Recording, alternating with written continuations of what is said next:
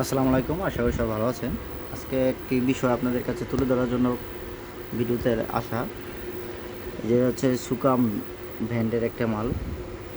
তাদের কোম্পানির বক্তব্য অনুযায়ী 700 মডেলের 12 ভোল্টের একটা আইপিএস।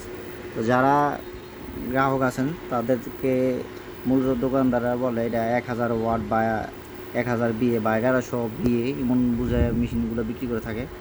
এটা মূলত হচ্ছে গিয়ে আমরা যা পাইলাম এটা হচ্ছে গিয়ে 600 ওয়াটের মেশিন। এই জন্য আপনাদেরকে সরাসরি ভিডিও করে প্রমাণ করা দিয়েছি কীভাবে বুঝবেন এটা 600 ওয়াট মেশিন। তা আমাদের মূল পরীক্ষা হচ্ছে গিয়া আমরা যারা আইপিএস তৈরি করি সব কিছু লোড ক্যাপাসিটি আমরা এই 200 ওয়াট বা আরও বেশি ওয়াটের বাল্বের মাধ্যমে এটা যাচাই করে থাকি। তো এখন আমাদের এটা ব্যাকআপ মোডে আমরা দেখবো এটা কত ওয়াট দিতে পারে। যে আমাদের এসি থেকে এটা ডিসকানেক্ট করার পরে যে আমাদের ব্যাকআপ মোডে গেছে,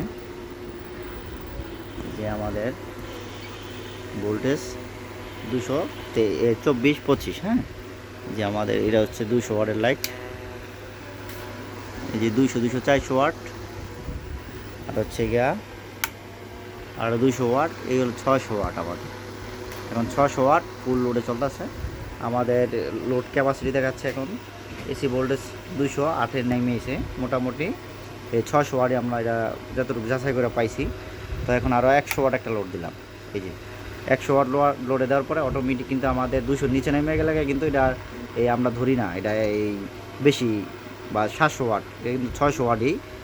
আর আমাদের যদি আরও 200 দেওয়া হয়, এই যে আমাদের 800 ওয়াট কিন্তু আমাদের মেশিনে ওভারলোড শো করতেছে। তো এটা বোঝা যাচ্ছে আমাদের এটা হচ্ছে গিয়া 600 ওয়াট। যে 600 ওয়াট ফুল লোডে চলে।